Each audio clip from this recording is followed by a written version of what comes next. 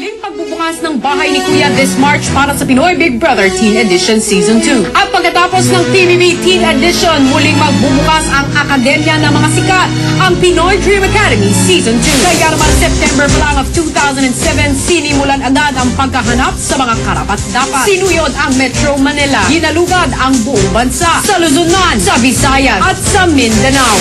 Maging ang iba't ibang panig ng mundo ay hindi pinalagpas, 4 na bansa at 9 na major points ng Pilipinas. Pero hindi para tatapos dahil magpapatuloy pa sa paghahanap. Sa libo-libong naghahangad na maabot ang kanilang mga pangarap, sumikat at maging newest singing sensation ng bansa. Sino-sino sa kanila ang mapapabilang sa elite talented group ng Pinoy Dream Academy Scholar na sasanayin ng bagong headmaster, si Meister Ryan Cayabyab. Malalaman natin sa pagbubukas ng klase ng Pinoy Dream Academy Season 2 pagkatapos ng Pinoy Big Brother Teen Edition. At sa hindi mabilang na kabataang Pinoy sa Pilipinas man at buong mundo na gustong maging housemate at magpakatotoo.